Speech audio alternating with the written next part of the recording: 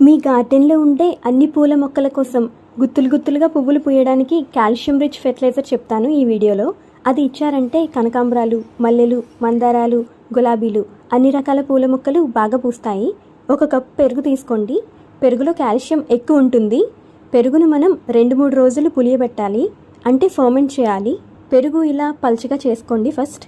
అందులో ఒక 2 గ్రాములు ఇంగువ వేయండి, హింగ్ వేయాలి. ఇవి 2 బాగా కలిపి 1 లీటర్ వాటర్ వేసి 3 రోజులు పులియబెట్టండి.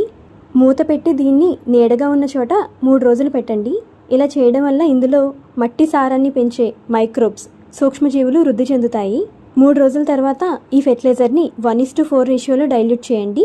1 వంతు ఫెర్టిలైజర్కి 4 వంతులు నార్మల్ వాటర్ కలిపి మొక్కల మీద స్ప్రే చేయొచ్చు, సాయిల్లో కూడా ఇవ్వచ్చు.